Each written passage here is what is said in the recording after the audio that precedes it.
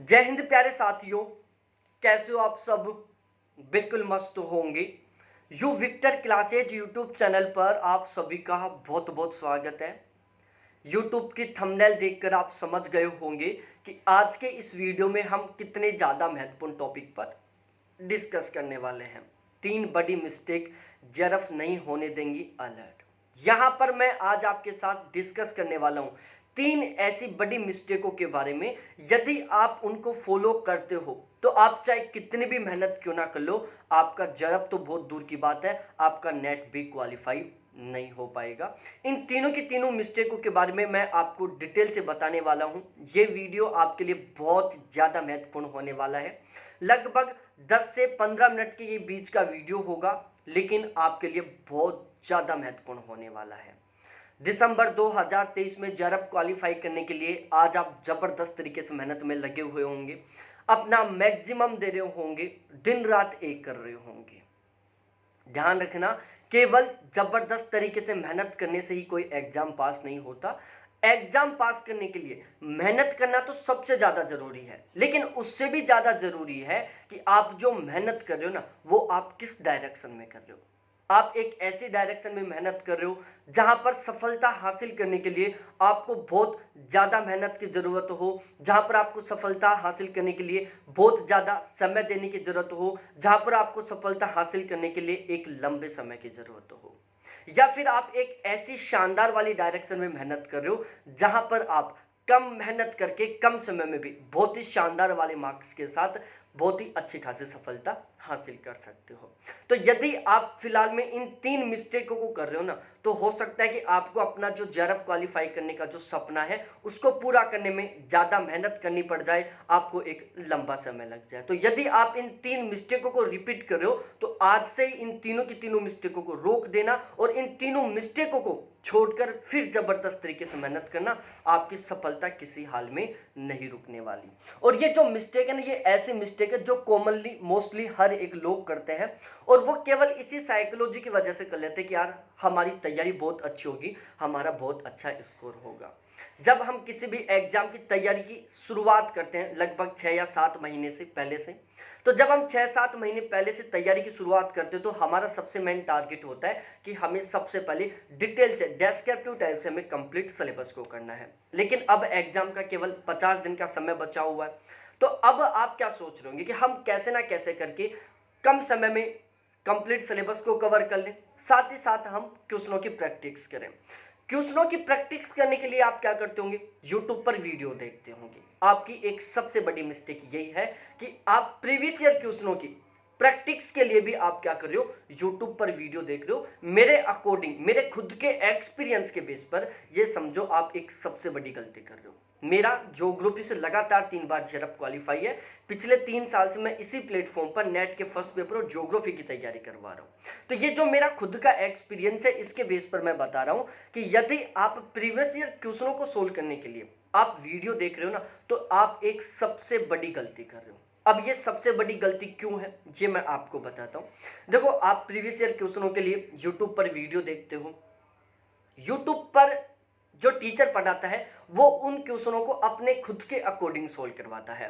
ठीक है, हम उस क्वेश्चन को देखते हैं, ठीक है, टीचर के अकॉर्डिंग उस क्वेश्चन को हम समझते हैं, मतलब हम अपना दिमाग नहीं लगाते वहां पर। आपको पता होगा जो प्रीवियस ईयर क्वेश्चन है वहां से एग्जाम में डायरेक्टली बहुत ही कम क्वेश्चन रिपीट होते हैं। बहुत कम ऐसे क्वेश्चन होते हैं जो प्रीवियस ईयर क्वेश्चनों से एज इट इज बनते हैं। ज्यादातर जो क्वेश्चन प्रीवियस ईयर क्वेश्चन से बनते हैं वो इनडायरेक्टली होते हैं। कैसे होते हैं, इनडायरेक्टली क्वेश्चन होते हैं।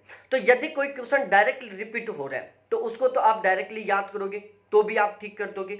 लेकिन जो क्वेश्चन प्रीवियस ईयर पेपरों से इनडायरेक्टली बन रहा है ना, तो उसको आप तब सोल्व कर पाओगे जब आपने प्रीवियस ईयर क्वेश्चनों को खुद सोल्व किया है।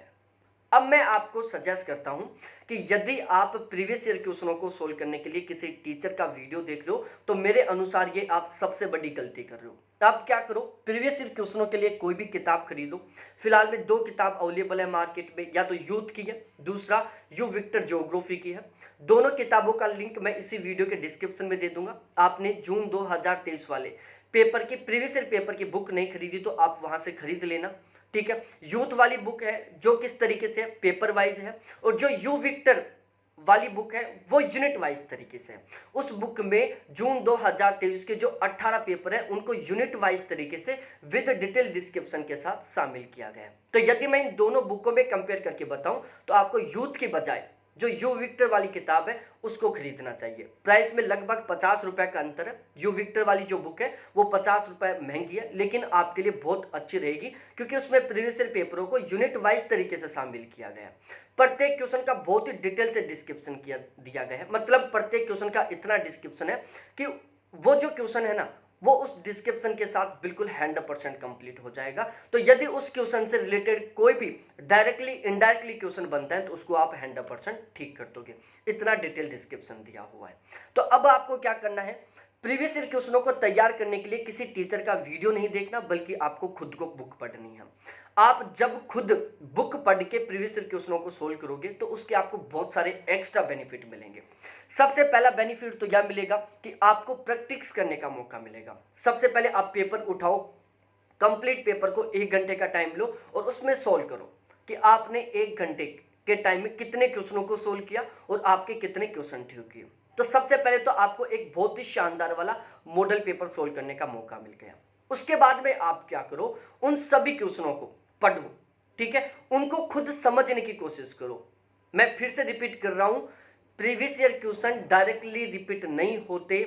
प्रीवियस ईयर क्वेश्चन एग्जाम में इनडायरेक्टली रिपीट होते हैं, और वो जो इनडायरेक्टली क्वेश्चन होते हैं ना वो प्रीवियस ईयर क्वेश्चन से रिलेटेड होते हैं, लेकिन उन क्वेश्चनों को आप तब ही सॉल्व कर पाओगे जब आप खुद अच्छे से समझ पाओगे, ठीक है। तो आपको क्या करना है, प्रीवियस ईयर क्वेश्चनों के लिए बुक उठानी है, प्रत्येक क्वेश्चन को अच्छे से खुद को सोल्व करने की कोशिश करनी है। तो यदि आप प्रीवियस ईयर बुक के बेस पर प्रीवियस ईयर क्वेश्चनों को सोल्व करते हो तो आपको एक तो क्वेश्चन को समझने का मौका मिलेगा, ठीक है, आप क्वेश्चनों को खुद अपने खुद के दिमाग से समझोगे, ठीक है, तो आपको क्वेश्चनों के समझने का ज्ञान आएगा। दूसरा, क्वेश्चन की जो लैंग्वेज है उसको समझने में आपको बहुत अच्छी खासी हेल्प मिलेगी। जब टीचर किसी क्वेश्चन को बोर्ड पर करवाता है तो वो क्वेश्चन को अपने अकॉर्डिंग समझाता है, ठीक है, वो क्वेश्चन को अपने अकॉर्डिंग डिफाइन करता है। वहां पर आप अपना एक्स्ट्रा दिमाग नहीं लगा पाते, लेकिन जब आप उसी क्वेश्चन को बुक में सोल्व करोगे ना तो आप उस क्वेश्चन को खुद समझने की कोशिश करोगे, उस क्वेश्चन की जो लैंग्वेज है उसको खुद सीखने की कोशिश करोगे। तो खुद यदि प्रीवियस ईयर क्वेश्चनों को सोल्व करोगे तो आपको क्वेश्चनों को समझने का नॉलेज आएगा, ठीक है। दूसरा, जो क्वेश्चन की डिफिकल्ट लैंग्वेज है उसको अच्छे से समझने का आपको ज्ञान बढ़ेगा। इसके अलावा क्वेश्चन में जो डिफिकल्ट कीवर्ड है उनका भी आपको अच्छे तरीके से पता चलने का मौका मिलेगा।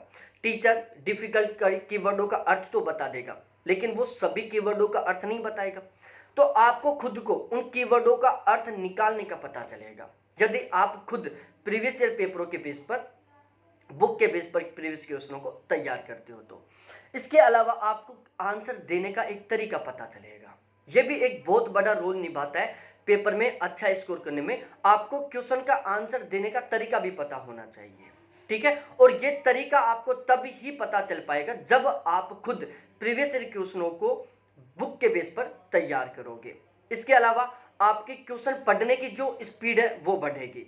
टीचर ने क्वेश्चन दिया, ठीक है, बोर्ड पर लिख दिया, आपने उसको पढ़ लिया, तो उससे आपकी जो रीडिंग कैपेसिटी ना वो उतनी ज्यादा नहीं बढ़ेगी जितनी ज्यादा कि आप बुक से क्वेश्चनों को सोल्व करोगे, ठीक है। आपकी क्वेश्चन का आंसर देने की जो स्पीड है वो बढ़ेगी।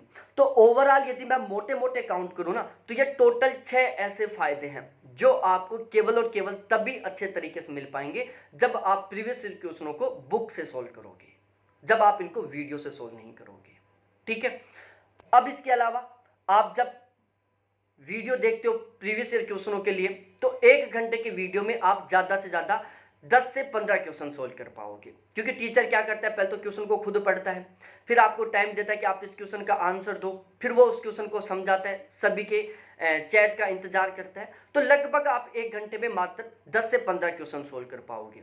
और यदि आप 1 घंटे बुक में प्रीवियस ईयर क्वेश्चनों को पढ़ते हो ना तो 1 घंटे में आप कम से कम 30-40 क्वेश्चनों को बहुत अच्छे तरीके से पढ़ पाओगे, ठीक है। 30-40 क्वेश्चनों की लैंग्वेज को पढ़ पाओगे, 30-40 क्वेश्चनों की लैंग्वेज को सीख पाओगे।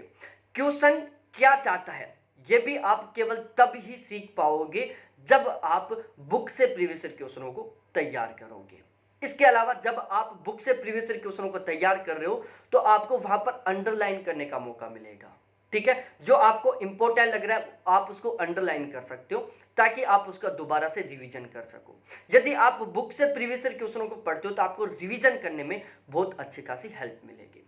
तो मैं तो आपको यही सजेस्ट करूंगा कि यदि आप प्रीवियस ईयर क्वेश्चनों के लिए किसी यूट्यूब पर वीडियो देख रहे हो तो समझो आप अपना सबसे ज्यादा कीमती समय वेस्ट कर रहे हो।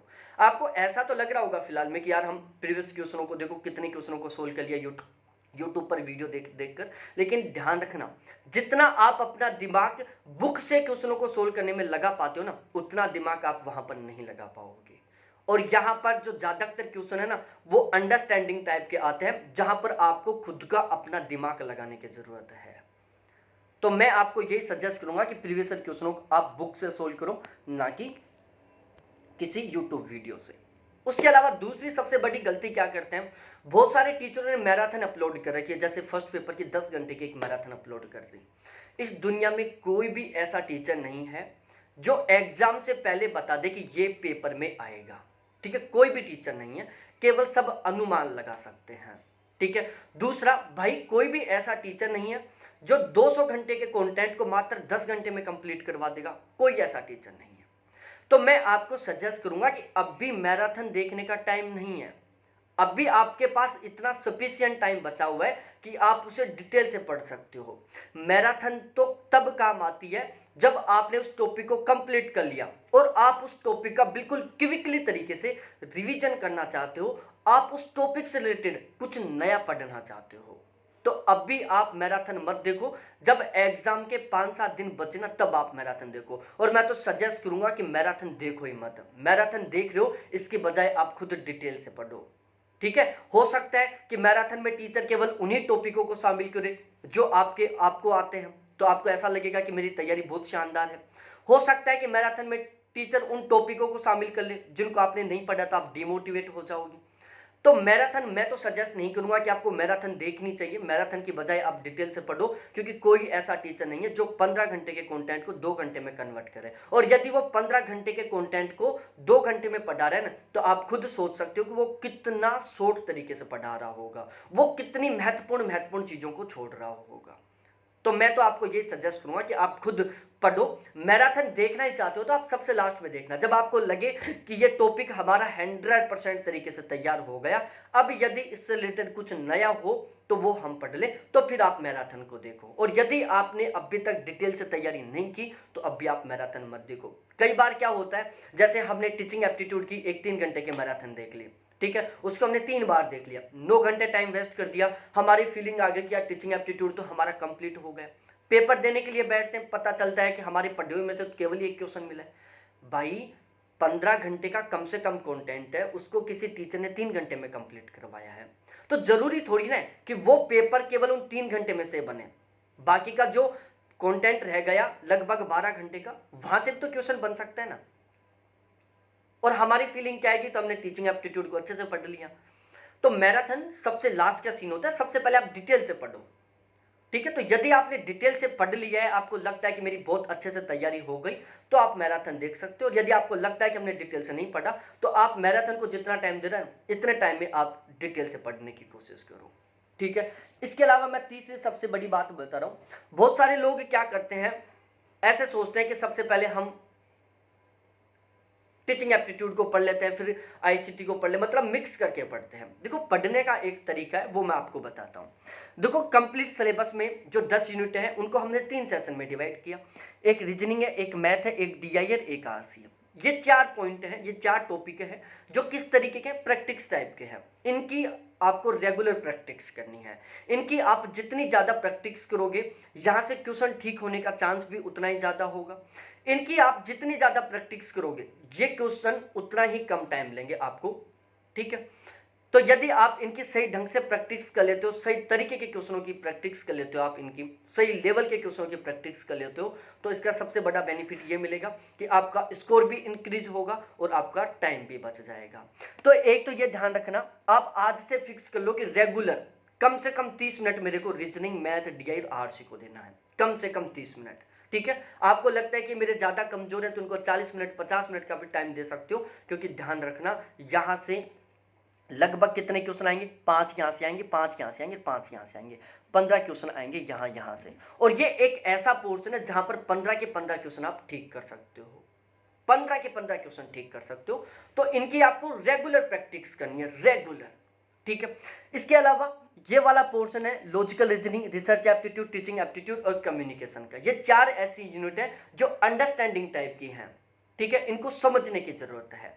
तो अब भी एग्जाम के लगभग 50 दिन का समय बचा हुआ है, तो पहले आप इस पोर्शन को कंप्लीट कर लो, ठीक है, इस पोर्शन को आप पहले कंप्लीट कर लो जो अंडरस्टैंडिंग टाइप का है, ठीक है।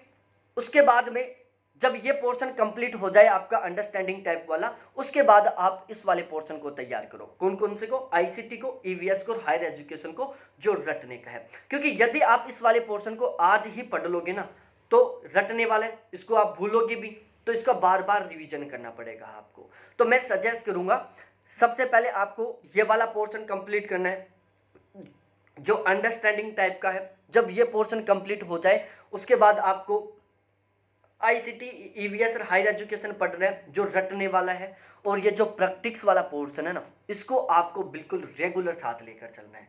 जब आप अंडरस्टैंडिंग वाला पोर्शन पढ़ रहे हो तब भी आपको प्रैक्टिस करनी है, और जब आप याद करने वाले पोर्शन को पढ़ रहे हो तब भी आपको रेगुलर प्रैक्टिस करनी है। मतलब जो ये वाला पोर्शन है इसकी आपको रेगुलर प्रैक्टिस करनी है, इसको आपको कभी मिस नहीं करना, रेगुलर साथ लेकर चलना है।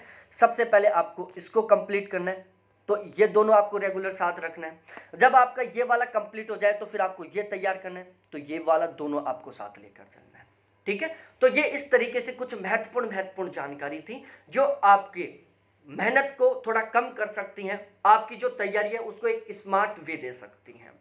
बाकी वीडियो कैसा लगा कमेंट सेक्शन में कमेंट करके जरूर बताना। बहुत बहुत धन्यवाद आपको देखने के लिए। थैंक्स बाय मेरे प्यारे साथियों।